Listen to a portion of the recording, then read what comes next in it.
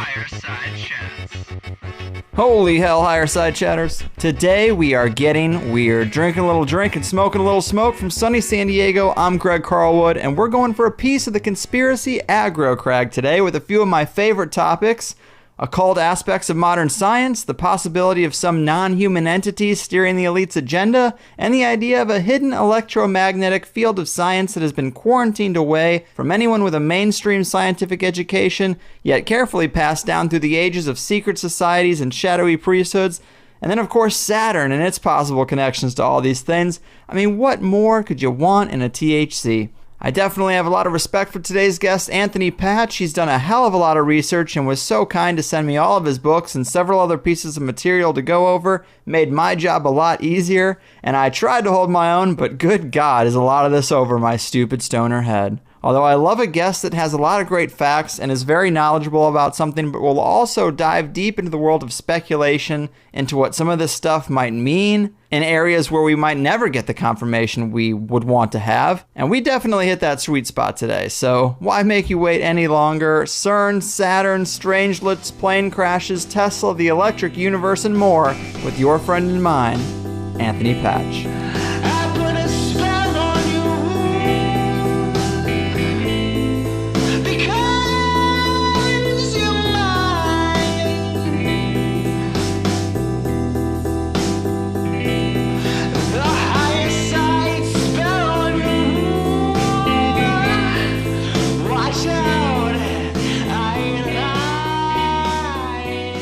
Alright people, today we're going to hone in on the crossroads between modern science and occult magic, because whether we're looking at Nazis, CERN, or NASA, or any of the other examples, the coded messages and secret symbols seem to suggest this connection is deeper than they'd like us to know, and today we're going to figure out why.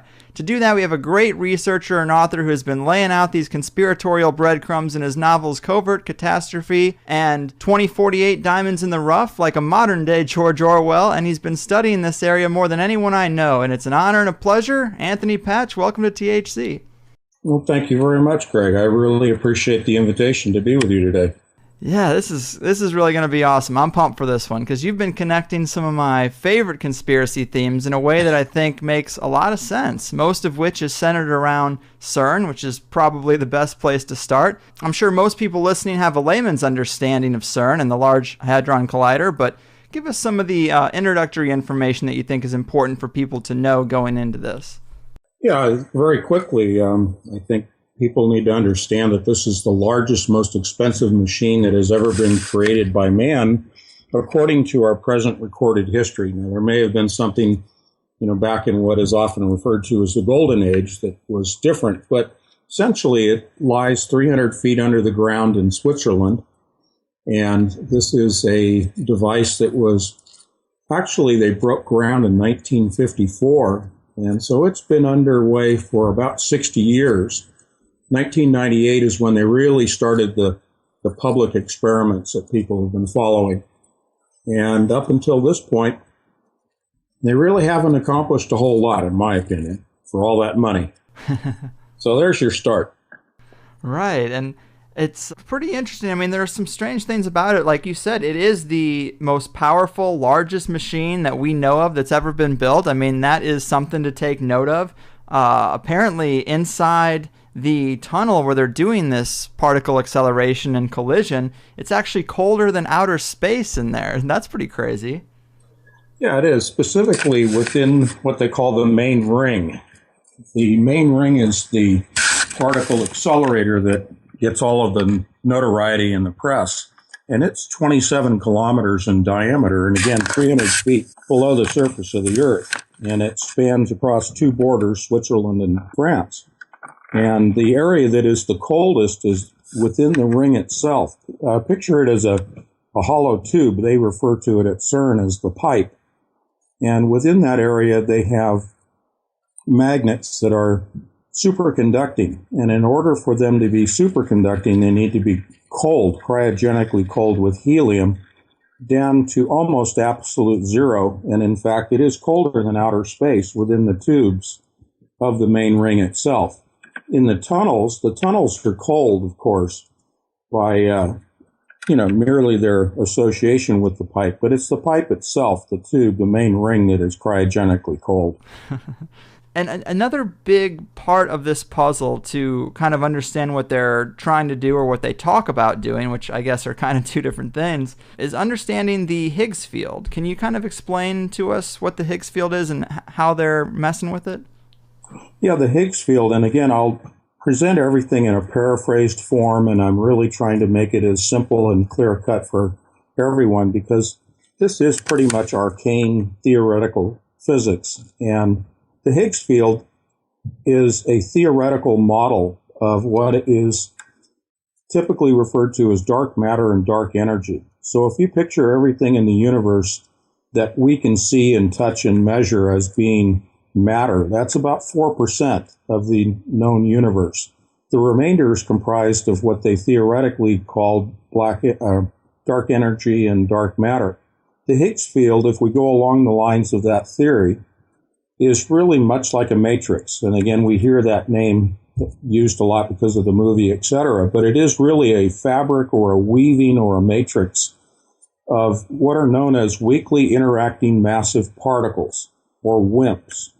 And these are weakly interacting at the nuclear level, at the quantum level. Their interaction as far as nuclear force, their bonding force, is very weak. And therefore the Higgs field is again, theoretically, capable of being opened or torn apart, much like a fabric is torn or the veil is parted. Do these WIMPs have any connection to the strangelets we hear about? They do in the sense that they're quantum particles. Again, quantum particles are smaller than atoms. They are actually the building blocks that make up an atom. And when you're talking about colliding particles and shattering them and particles spinning off, you're talking about quantum particles that are spinning off from the larger atoms or protons specifically that are being collided. And when we talk about strangelets, we talk about quantum particles and the hadron collider itself. We're talking about bosons, Higgs boson. The boson falls into a family or a category of bosons, one of which is the Higgs boson, and therefore the Higgs field. And then strangelets are in there with it. Strangelets are a combination of two quantum particles. One is a quark and one is a gluon. And these bind together to form what are known as strangelets. And I'll try to keep my answers short. So when I stop, that's just an indication to you that I'm not going to run off at the mouth here. Right on. And these strangelets are concerning, though, to a lot of people, especially in the conspiracy circles. They have some qualities that seem like they could be pretty epic and pretty dangerous to be messing with, right?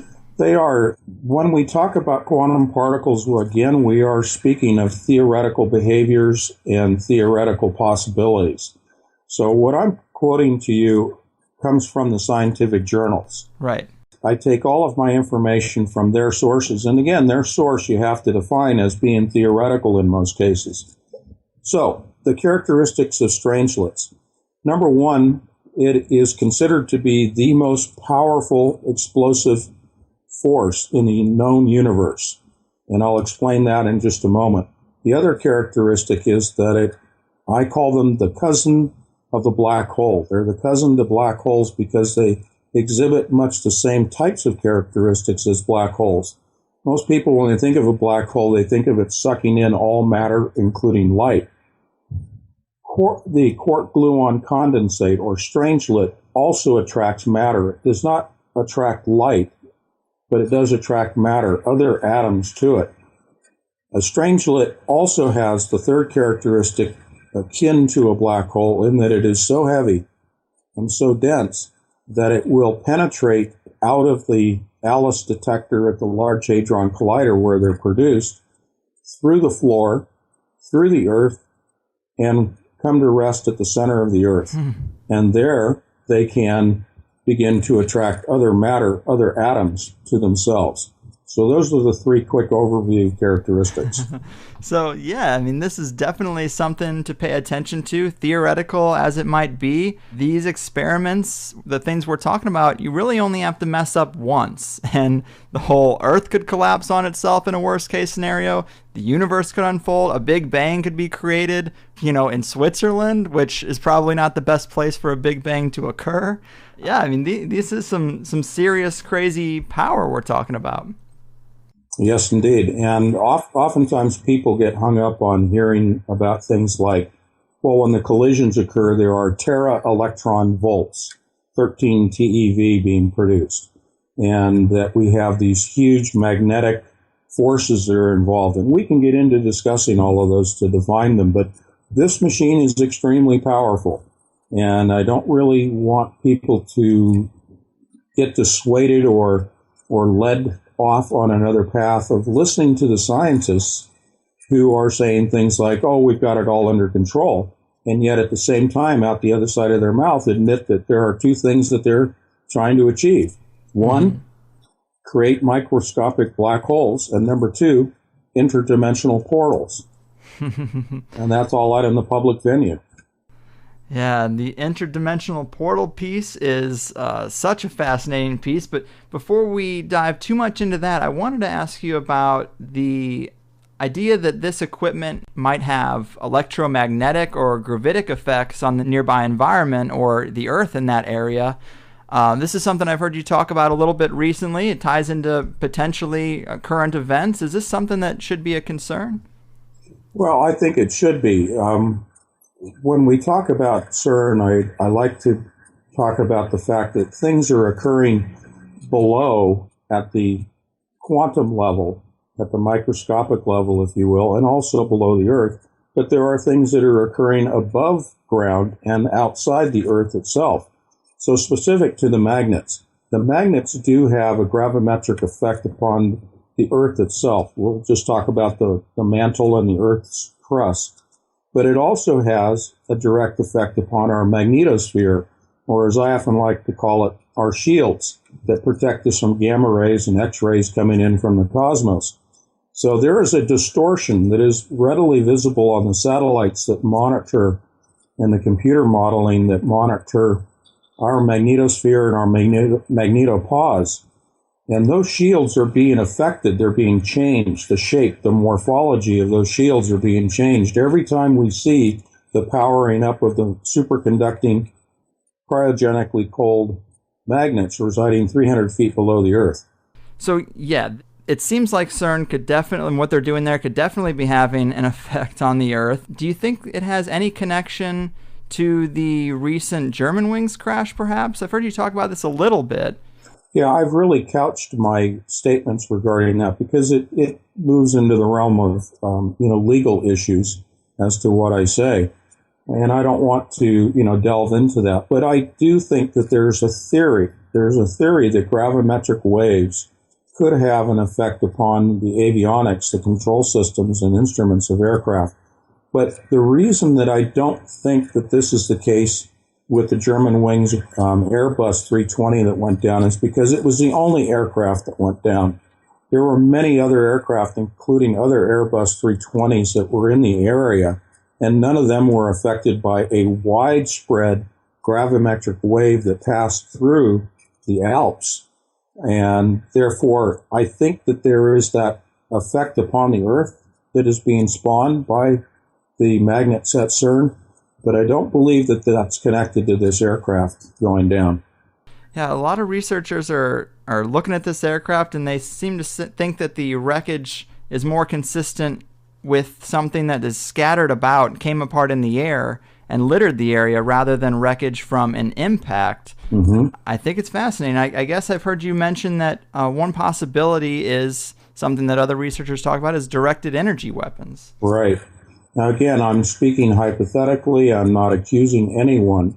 I'm certainly not accusing anyone with the Large Hadron Collider. There is the theory that a directed energy weapon in the form of a more specifically defined kinetic energy weapon may have been used to disintegrate this aircraft because the wreckage is in such small particles and the bodies have been so basically pulverized beyond what you normally see in an aircraft impact with the Earth, that it appears to me that there was an outside force that was used. People talk about directed energy weapons, and really what oftentimes they're talking about or referring to are lasers. What I'm referring to are actual accelerated particles, perhaps protons, perhaps other subatomic particles, that are accelerated in a particle accelerator and then used to direct those particles towards a target in which the impact is destroyed, the target is destroyed, simply based upon the mass and the speed of the particles themselves without any explosive being used. And this is common. This is out there. This is not science fiction. Yeah, and I guess one thing that backs this up is there was a witness who said they heard explosions that took like 8 seconds apiece, which might back up the idea that it was some exotic weapon like this. Yeah, and I cited that. There was a gentleman in one of the villages nearby the impact area who heard 2 distinct 8-second long explosions before the aircraft went down. So that's where it really started me towards the direction of thinking of directed energy weapons. But again, I have no way of proving that, and I'm certainly not accusing anyone or any agency of using one of those. It just, from a physics standpoint, appears that that's what caused the destruction of the aircraft. Yeah, and I don't want to spend too much time on this, and it is, of course, speculation, but have you gone down the rabbit hole enough to come up with a potential motivation for taking out this particular aircraft? Was there anyone on board that's of note?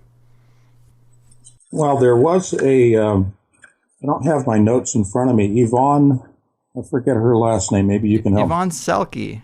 Selke, thank you. She was on board, and she was working for a defense contractor for, I think it was 23 years. And they were essentially a mapping agency that was mapping out gravimetric waves that we just spoke of, as well as they do remote Earth sensing visually and electronically in support of our troops. And she was a contractor with Bose Allen Hamilton, a longtime defense contractor.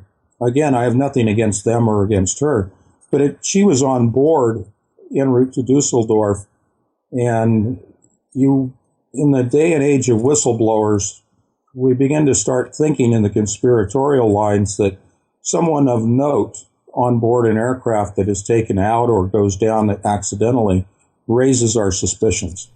Absolutely. I'm right there with you. And the real data is, of course, going to be covered up, and it's going to be hard to ever really get to the facts, but it's not inconsistent with a lot of other situations similar to this. And also, one last bullet point on that is I believe there was a guy who stepped down who worked for that same agency just a week before the plane crash. I mean, it could be coincidence, but it also might be something else to fuel the fire.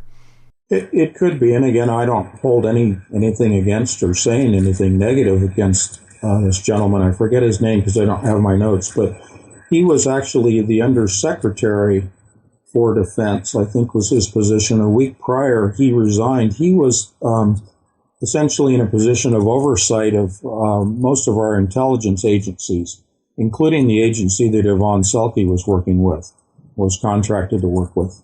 So, yeah, there's a timing of coincidence as to his resignation and, her death.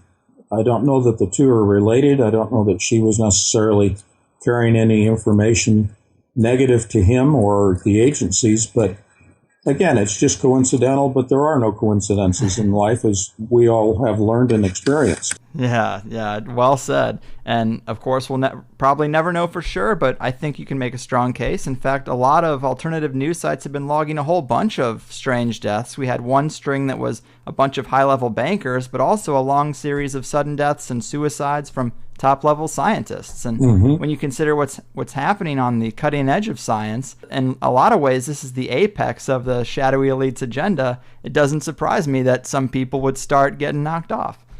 Well, it does concern me, too, and I do pay attention to those reports. Even though my head is buried in physics, I do try to pay attention to the rest of the world and world events that are going on. And it does concern me when we see a pattern of even astrophysicists and astronomers, going back to the whole discussion of Planet X and Nibiru and the approach and the timing of it and the observations. And, people that are trying to report their observations are being taken out. That's just disastrous. Yeah, it definitely is.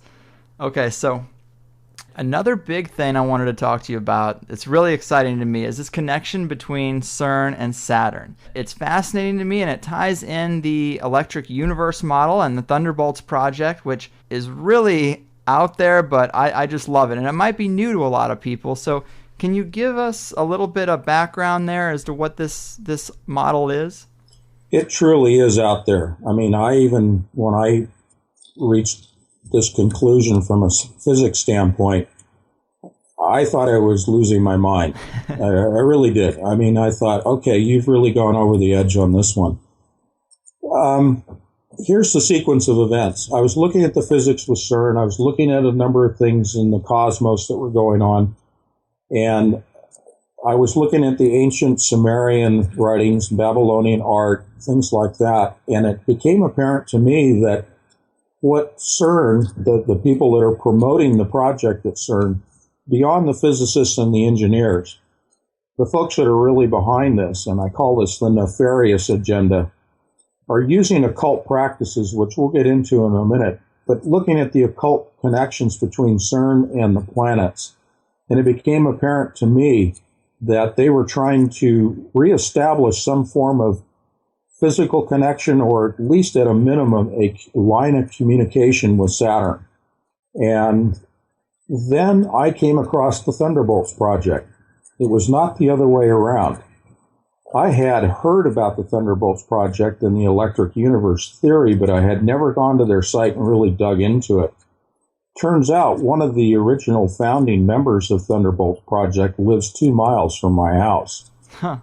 And we have a meeting next week set up to discuss this theory of mine, because they have not put together, to my knowledge, they've not put together the connection between the Large Hadron Collider and Saturn itself. So we're going to have a meeting of the minds next week.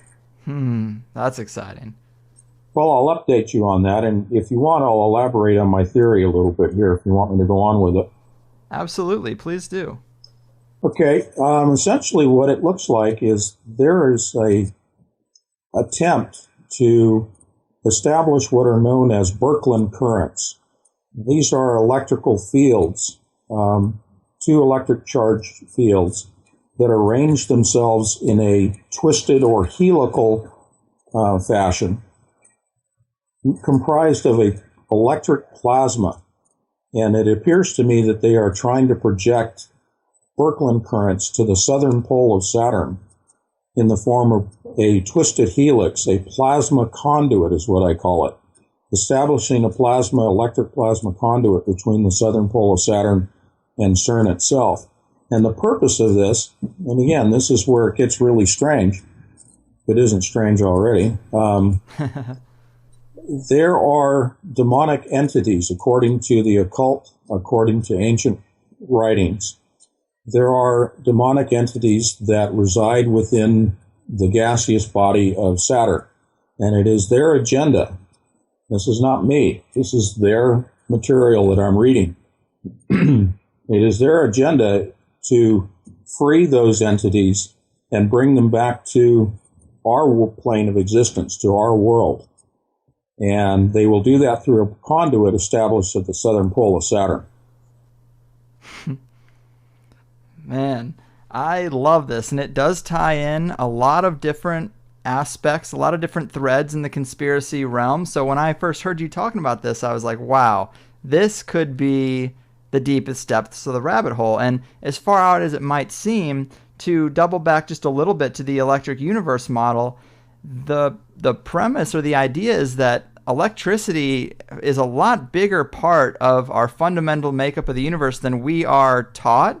And the reason why Saturn of all planets is because maybe in our previous age, this golden age, Saturn might have played a much bigger role in creating our environment, right? That is correct. I can tell you've done your homework. I commend you. Thank you.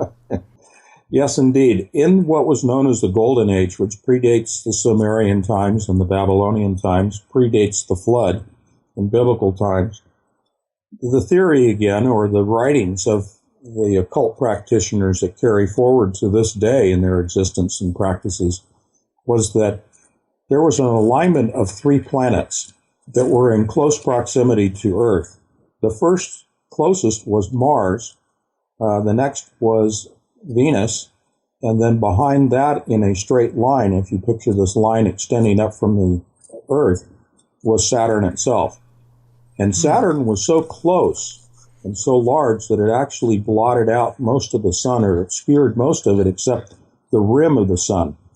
And therefore, you have ancient carvings that depict this alignment and close proximity of the 3 planets to Earth, and thus establishing an electrical plasma connection between those 3 aligned planets and the surface of the Earth itself, and thereby creating a lot of the images that we see in stone carvings and paintings and whatnot that depict what are really, according to Thunderbolt's project, not necessarily gods or entities that are alive, but actually plasma configurations, the radiating of plasma fields, the shapes and the morphologies of different plasma energies that are seen, in particular the plasma conduit that is connecting those 3 planets with the Earth, including Saturn.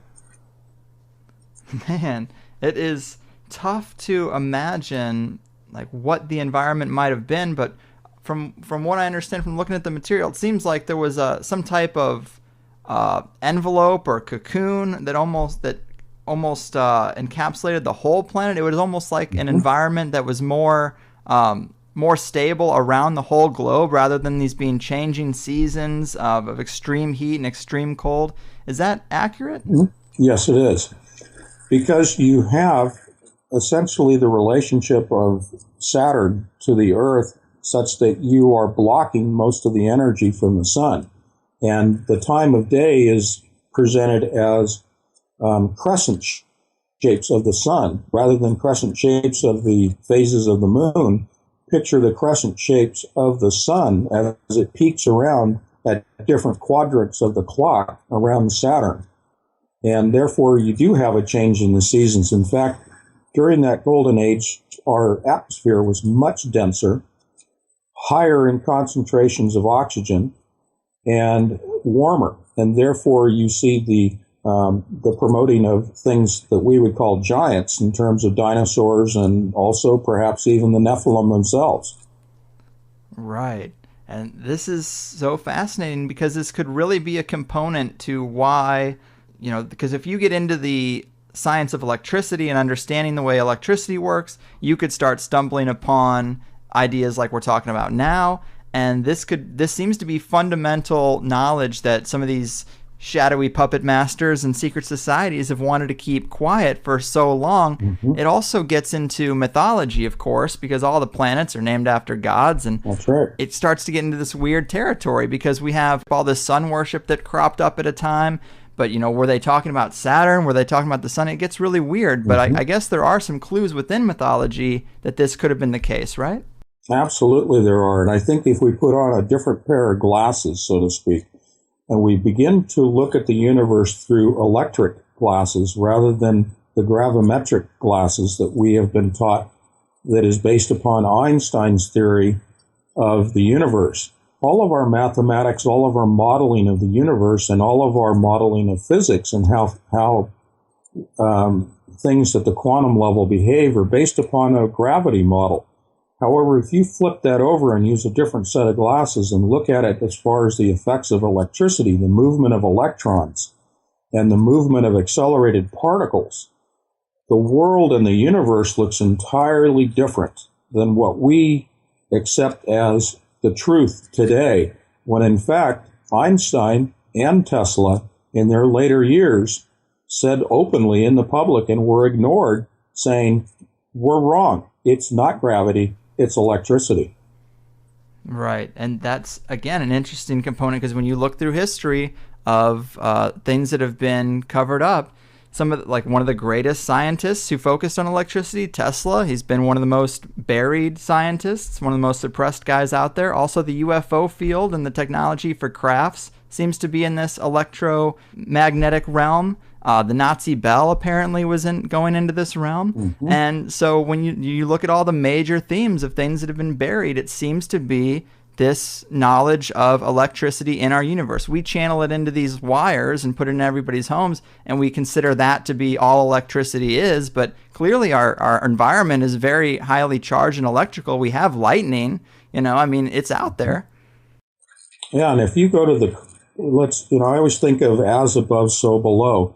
Go back out to the cosmos. All of the planets communicate with each other through electricity. When we see things like comets, the tail of a comet, what we are seeing is actually the electrical plasma interaction between a nearby planetary or star that a comet is passing by. So if you picture a comet passing by our sun, as it comes into close proximity to the sun, it's not the gravity so much that is affecting and creating a tail in a comet. It is actually the electrical fields of positive, negative attracting one another and drawing electrical plasmas off of the comet itself. There's an interaction. And I'll give you another example. We see on the moon and other moons and heavenly bodies what we have always thought of as asteroid or meteorite impacts causing craters on the surface of the moon. Some of that is, yes, impacts. Most of it is plasma. Most of it is the actual arcing between heavenly bodies that are causing these dimples or these craters in the surface of these bodies like the moon or even asteroids themselves. Picture a carbon arc welder, a stick of carbon. And when he strikes an arc, if you look at that with a microscope, it looks just like the surface of the moon. Wow.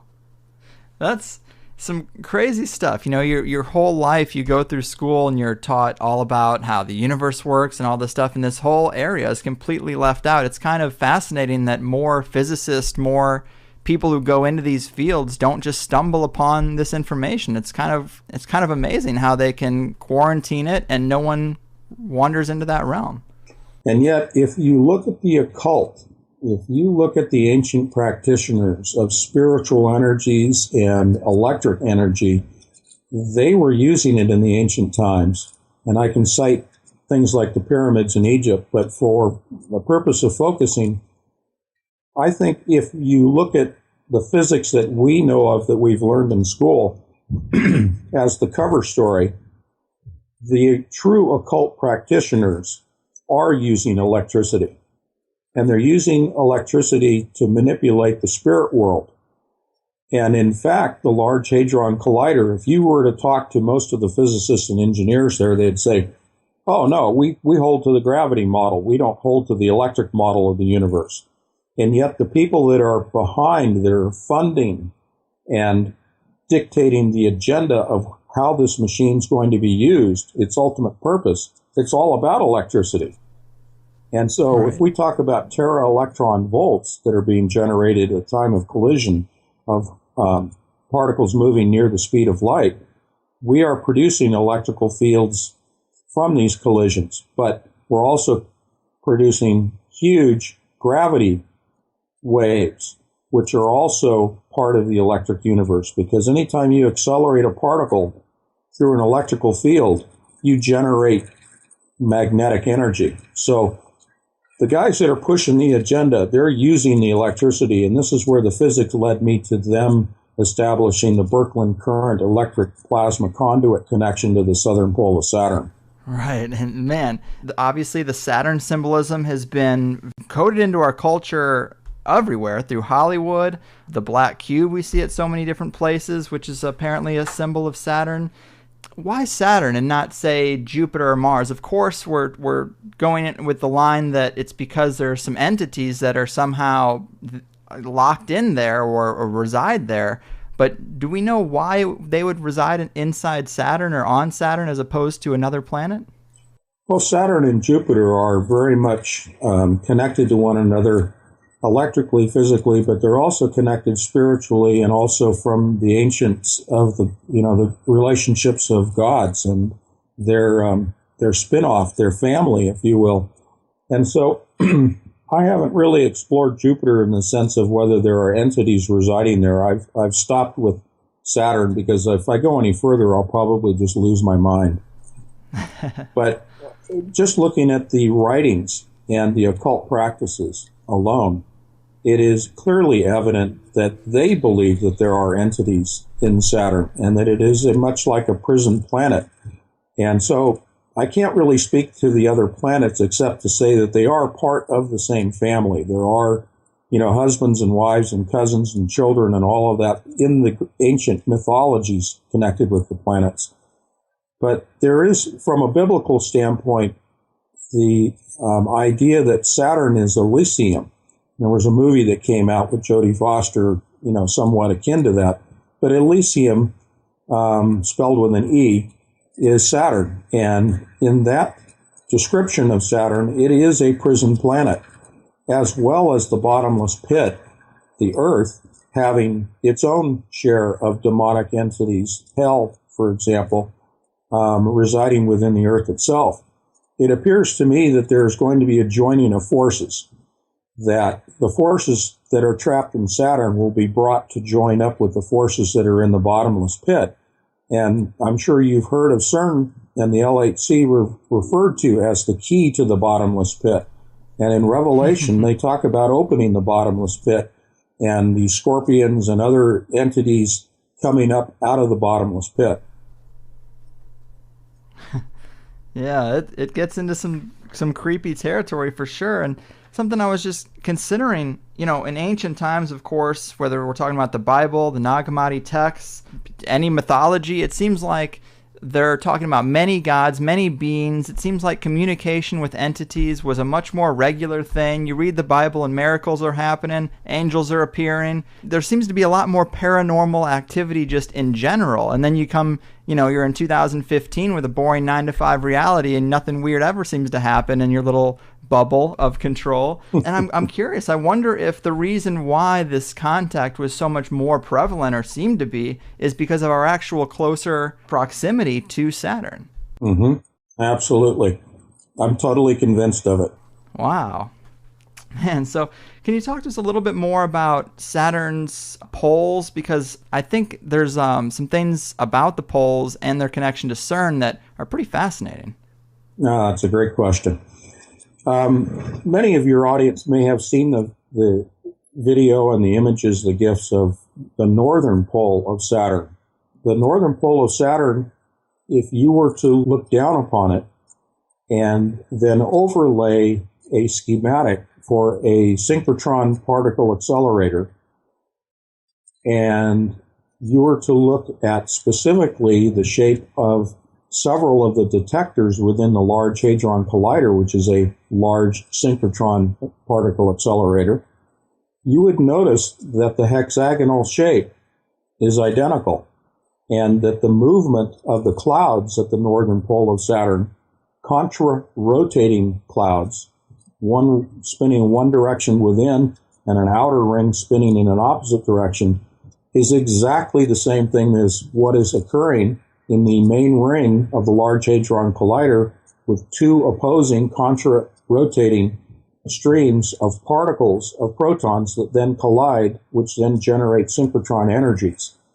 The Large Hadron Collider is a mimic of, a model of, a replication of the northern pole of Saturn. Man, it gets weirder and weirder. You got a weird guy on the line here you're talking to. But to go back to the physics for just a moment, the northern pole, let's picture it as a synchrotron Large Hadron Collider. The southern pole is a spiral, and that is the opening. Connecting the two are Berkeley currents, the electric universe. You have synchrotron energies that are generated at the north and then are transmitted through the core of the gaseous planet. It doesn't have a solid core, but picture a conduit, a twisted helix, looks identical to the human DNA helix that goes from the northern pole to the southern pole, and then it will exit through the southern pole, the spiral, much like the Norway spiral that we saw when CERN was fired up at the time that the president received the Nobel Peace Prize. And you have the same spiral that is being generated. That spiral will extend from the Earth in the form of that twisted helix to match up with the spiral of the southern pole of Saturn. They're identical. Wow. Man, so when you're looking at Saturn, of course, one of the other big features of it are the rings. Are the rings, do they come into this at all? Now, the rings are much like what you see from the Large Hadron Collider when you're talking about gravimetric waves. What you're seeing of the rings is really nothing more than a physical manifestation of the electrical or the synchrotron energies that are given off by the northern pole of Saturn. So they are generating electricity on Saturn that spins out in the form of rings that, because they're magnetic, because of the movement of particles, as I said, through an electric field, causes a magnetic or gravitational, if you will, but a magnetic force that brings in matter from around the planet. So the rings are an extension of the synchrotron that is operating on the planet of Saturn itself. So it's sucking in debris because you have a band of magnetic energy that is created by the synchrotron effects at the northern pole. Wild stuff. Now, I've also heard you talk about this in the context of Jacob's Ladder, which is really what we are talking about, and that this is a story about a similar type of plasma conduit. Do you think that's what they were trying to write about? Yes. It's often referred to as the coming and goings of angels. And these are not the nice angels that we want to think about. These are the comings and goings of spiritual demonic entities that the occult believe that they can attract back to this planet. So it'll be a form of communication. It's perhaps a two-way conduit, but more importantly, it's a one-way conduit in the beginning. Yeah, man, I love this area, especially when we're talking about non-human entities, because it seems like it's more and more apparent to me going down this rabbit hole that at the top of the pyramid, there's a powerful non-human influence. I mean, we've seen plenty of cryptic symbols and rituals over the years. We know that these secret societies go back as far as written history, and they've always been communicating with or taking orders from something. I mean, whether you say it's aliens, demons, fallen angels, reptilians, or even some archons is the new term people like. But to me, it's all a different way to express the same kind of concept. I mean, maybe these beings are playing the long game. Maybe they've given these dark priesthoods the tools like fractional reserve banking and the court systems and all these tools of control in exchange for, well, to put them in a position to where they actually have amassed enough power and resources to even build a portal maker like CERN. I mean, that could be their end game. It's like, the old motif of making a deal with the devil. It is the end game. And let's go back to Tesla for a moment. Tesla readily admitted in the beginning of his life and his research, he was communicating with what he considered to be the good guys, the good entities. And he was receiving information for the good purposes. But he admitted that in his latter part of his life, he turned to the dark side. And he began to receive information from entities that wanted to change him from a person who was trying to help humanity to one that was trying to create weapons. What we see leaping forward to today in the Large Hadron Collider is an extrapolation of all of the research of Tesla that he received from the dark entities. Yeah, it's almost like our scientists are in some form of possession by these entities, and they're just tinkering away, trying to manifest their will. The part that's fuzzy for me in understanding some of this is why non-physical beings would have a physical location like Saturn. Yeah, and it's fuzzy for me too, because I'm not a practitioner of the occult. And I try not to go too far into that, only to see the surface of it and see what their intentions are, what they're willing to talk about. Because I'm right there with you. It's pretty fuzzy. Why would they be imprisoned there in the first place and not just on Earth, the Earth itself? And perhaps there are people in the audience that can send you information about that, because I haven't, and I choose not to go much deeper into the occult because of that. So I can't give you a ready answer. I can only say I've made some connections in physics. I've looked at some of the ancient, practices, and I've looked at the theory of the electric universe, and it makes sense to me. Mm-hmm. Oh, me too. And maybe we can detail a couple of those occult connections you've seen in terms of CERN. Of course, a lot of people have been talking about the strange dance ritual they did. A lot of people talk about the Shiva statue. Are there any other things you've seen in the subtext of what they're doing there that, makes the occult connections more obvious? Have you run across the Hebrew and the Sanskrit writings or parchments that are on display behind plates of glass at CERN? No, I think that's new to me. I'll send you some photographs of that, but basically you have ancient Hebrew and Sanskrit writings on parchment and animal skins that are preserved between plates of glass, and they're on display. That's in public display, in fact, at CERN. And these talk about things like bringing back the former gods, bringing back the former spirits, the year of light, the age of illumination, all of the things that we see going on right now in terms of the Illuminati are reflected in these writings. And these are carryovers from other areas of writing, such as Aleister Crowley and Jack Parsons and JPL, and all of these origins to our programs such as NASA and other scientific endeavors that all have their core foundations, their germinations coming from the occult practices. Right down the line, every area of science, whether we're talking human DNA or hard physics, but right to the Large Hadron Collider, we have,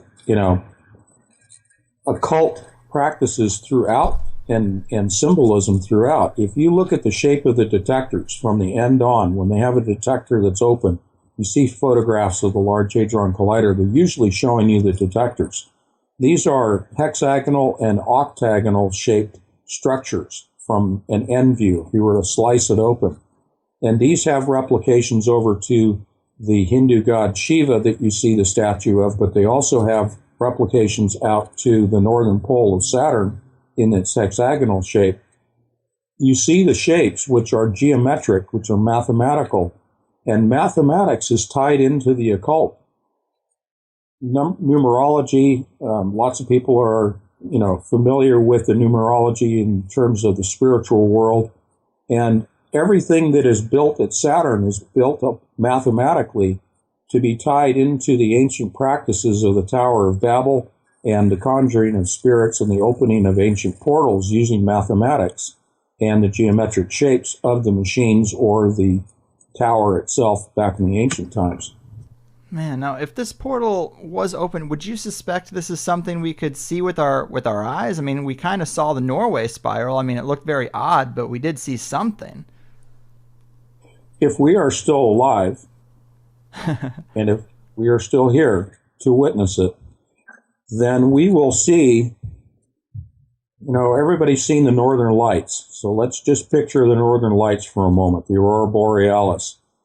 Picture that, but multiplied 1,000-fold, 100-fold, whatever it's going to be. But it will be an electric aurora borealis type display between Saturn and the Earth that will be visible to everyone on the planet because of the electrical discharge effects that will take place. And this was visible, as you've seen in the pictures that you've noted in the electric universe. The same visible plasma conduit that existed in the Golden Age was visible to ancient man, will likewise be visible to us here on Earth in the modern times. Wow, that would be crazy to see. Now, when we look at ancient structures like the pyramids, we notice certain alignments to celestial bodies, and CERN might not need to be aligned in a similar way, but is there anything about its position or maybe the times that it's at peak performance that coincide with our position in the solar system, or really anything that can help us make this a stronger case that there is a Saturn connection? That's fascinating you bring that up, because Tuesday I had a conversation with my good friends at End Times Matrix News, Chris and Tim. Chris is extremely knowledgeable in the ancients. Unbelievable how she keeps the family trees all in order. But I really encourage people to go to End Times Matrix News and go to the YouTube channel, go to my, website. The same conversations are on my website. We have spent hours and hours and hours talking about all this stuff. And I'm not trying to take your audience away from you, Greg. No. I'm just saying that there's another resource for people. The ancients, Egypt. If we are talking about planetary alignments, Tuesday in our conversation, at the very end, we opened up a new rabbit hole. And we are presently researching this rabbit hole that has to do with the alignments of the Large Hadron Collider, the pyramids in Egypt, to be specific to pyramids, and also UC Berkeley, the Bay Area specifically. And I'll get into that in a moment. The alignment that we're looking at, if you were to look at a graphical representation of the Large Hadron Collider, looking down on it from above and looking at the main ring, you will see the four main detectors that are positioned around the ring. And what we are looking at is September 13th through the 23rd, 24th, 25th. September 13th as a starting point for a possible alignment of one of the detectors. We think it's going to be Alice, the Alice detector, being in alignment with the North Star, Polaris, which is in Ursa Major, the Big Dipper. And this is all in my first book, Covert Catastrophe, but I'm going to give you the thumbnail sketch. Mm-hmm. But I'll stop for a moment if you want to interject, and then I'll pursue that a little further. Well, that timing is really interesting because it does coincide with, I believe, a time that they're going to be trying to ramp up the experiment. We talked about TEVs and how strong the signal can be, and apparently they're trying to reach a new peak right in that late September, mid-September window, right? Absolutely. What they're doing in late May, early June, they will begin collisions and they will achieve 13 tera electron volts, TeV. That's using protons to collide with one another. In September, they will switch to ions of lead, much heavier and denser than protons. And with those collision of heavier particles in September, early September, they will be achieving 14 plus tera electron volts. 14 is what the niobium titanium superconducting magnets are capable of controlling. They cannot produce any power higher than 14 TeV. They have to switch over to niobium 10, and there will be a 3-year shutdown that will, entail that. But not to digress too far. Yes, 14 TeV, early September, they will be continuing the same power level through until almost Christmas, colliding particles of lead. And that does coincide with a number of things that I call coalescing of events. There's a coalescing of a lot of things happening in early September and all the way through September, spiritually, religiously, physics-wise, cosmology-wise. The timing is pointing to September. And the issue with the alignments that you started with is that I believe we will see the Alice detector where strangelets are produced coinciding and pointing to, in a triangulated fashion, to the northern star in Ursa Major, drawing out a triangle from the North Star to the Giza Pyramid and then over across the baseline to UC Berkeley and back out through from UC Berkeley, where they have a synchrotron particle accelerator, back through the Golden Gate Bridge in alignment with Ursa Major in September, possibly the 13th of September. Man, that is interesting. So are there any other aspects to the Berkeley connection outside of the alignment that make it a player in this little conspiracy? There are multitudes, and that's where I started my books, because I went to UC Berkeley. I grew up in the Bay Area. I'm in the middle of, I was when I was growing up and going through college, in the middle of Lawrence Livermore Laboratory, the Human Genome Project in Walnut Creek, next door to the city of Lafayette, where I grew up, which is next door to Berkeley, where I went to school. And Berkeley is loaded, and the whole Bay Area is loaded with occult symbology. Let me give you one direct connection between Berkeley and the Large Hadron Collider, and that is the ESNet5, the Energy Systems Network. That is Internet 2.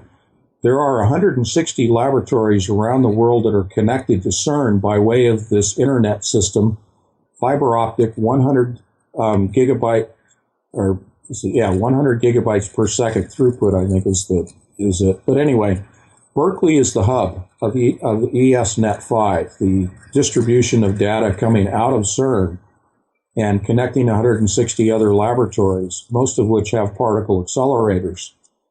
And the hub of that internet system between the laboratories is controlled at UC Berkeley. Now, I'll give you, do you want the significance of why they're the hub? Absolutely. Okay, two things.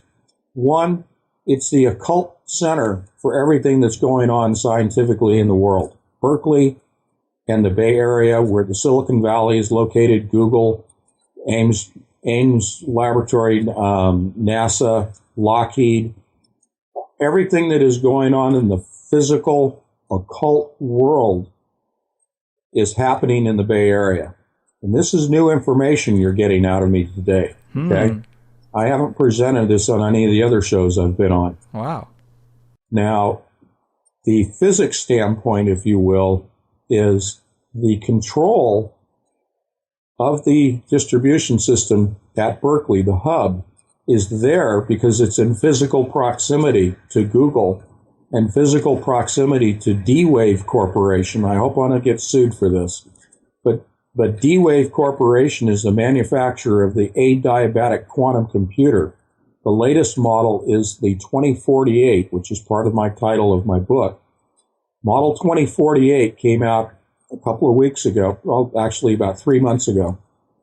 It has the equivalent processing power of 7 billion human brains, and it is artificially intelligent. That's connected to Berkeley, the hub, the ESNet5, interlinking the 160 laboratories around the world directly to the Large Hadron Collider. And that's new information. Damn, that is quite a serious connection. Wow, man. So, yeah, I guess a lot of countries are invested in CERN. I mean, a lot of them are involved, but how many people could really be in the know about this secret agenda? Well, I always say that the physicists and the scientists, I hold no ill will towards any of those people. In fact, I really feel sad for them because they have been deceived. They have bought into the grand deception of the New Age movement that what they truly believe, they are doing positive humanitarian work, and that they are going to promote the ascension of man to a higher level of evolution, to a higher level of existence, and that they are going to recreate the Garden of Eden here on this earth, that they're going to terraform this earth, and they are going to change man, and that we are going to eliminate war and poverty and all the other ills of our life through the work that they're doing to open the portal and bring in what they believe to be benevolent ancestors from the stars. They believe that we are products of panspermia, that we are going to be helped by our ancestors to achieve a higher level of existence of peace and nirvana. How wrong they are. Yeah, and that's another great element of this whole thing is since the 60s, since the 40s, really, since Roswell, people have been talking about the secret space program is just a couple of decades ahead of us, and what they have is way more advanced than what we have. But we're kind of getting to the apex here where the secret technologies are spilling out into the mainstream, but they're just lying about what they're there for. And as the end game approaches, they're getting way more bold about being like, I don't care if you know what we're doing. Like, we're doing it. We're already here. We're at the finish line. That's right. And I think we need to look at September there's going to be a lot happening between now and September.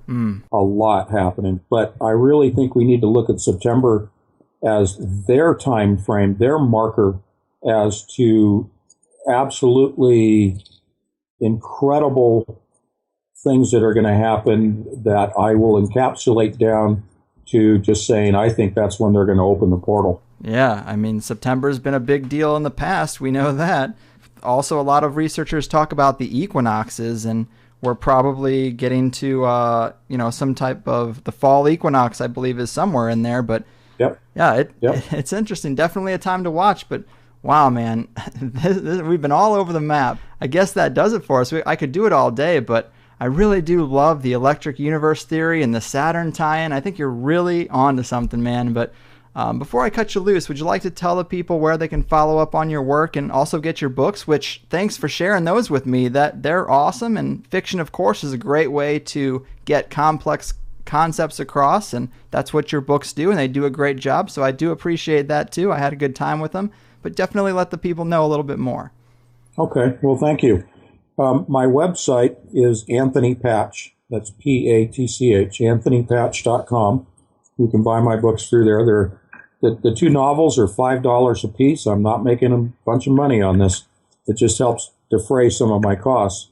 And the first part of my companion book of science is $2, and the other two parts will be coming out soon. I have been blocked on Facebook this week. My Facebook pages were Anthony Patch as well as Tony Patch. I'm now available at James, my middle name, James Patch. So Facebook, I'll rebuild everything as I have time on Facebook. It's just crazy. Yeah. But they're going after me right now. And for the time being, I still have a YouTube channel, which is Anthony Patch. And all of my interviews with End Times, Matrix News, and other venues such as the Higherside chats are all available on there. I really appreciate it if people will purchase the books and support what I'm doing, but I'm not in it for the money. That's not my mission in life. And the other part is the books themselves, because they are novels, I consider them to be a buffet of topics. Mm-hmm. Much of what we've touched on today, they were written with an audience in mind or a readership in mind that has not been exposed to the things that you and I are talking about today. And if it piques their interest, that they would then pursue down the rabbit holes of interest to them on their own. So they're not an in-depth study on these subjects. They are simply an introduction.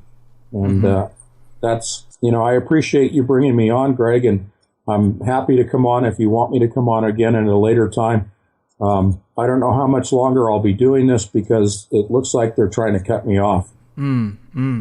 Well, hopefully they won't, and I would love to do this again sometime, probably in early September, and we'll see what's happened between now and then. I did just look up on my phone when the fall equinox is, and it is September 23rd, right in that window. So that's just another layer, another connection. But yeah, we will definitely have to talk around that time. But very cool, man. Well, thanks again for your time. My mind is thoroughly blown. Keep fighting the good fight, and hopefully we can do this again before that inevitable overrun of the Saturnian demon army. All right, my friend. Well, I want to say God bless to you, and I don't want anyone to walk away in fear. My mission in life is to encourage people to turn to God because that's the answer. Mm-hmm. Well, thanks again, man. I will let you go. Enjoy your day. Thank you. I appreciate that very much. God bless you. All right. There we have it, people. Damn, I thought that was great. I was so happy to get to talk about Saturn and the electric universe model again. I love the various theories in that realm, and I still want to get the real Thunderbolt Project guys on the show. If you're interested in that happening, please help me get them on here. I thought Anthony did a great job of incorporating that stuff into his material too, and I thought it was all fascinating, but of course, a lot of listeners might not resonate with that Christian lens Anthony looks through.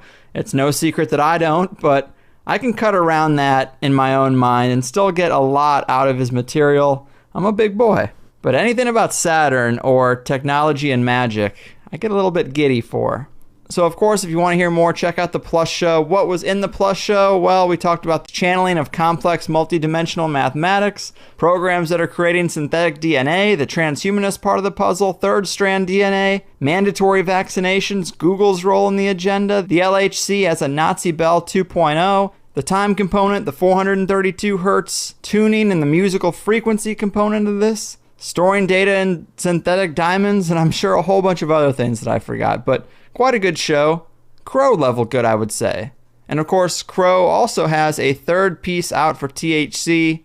I'll be putting it up right after this episode. You can find that on either of the websites, the free or the plus. So far, I think they're really great and interesting. I think I'm going to have him on THC to talk about the first 5 articles when they come out, and then possibly again after the second 5 articles come out. I think most people would be happy to hear that. It's an audio show, so it's a little weird that I'm telling you to go and read stuff. And of course, the next episode will be the 5th of the month, so get any donations in for the Money Bomb. We will have a winner of about $300. I don't think I ever played the message from the last guy, but he did eventually get back to me and claim the bomb.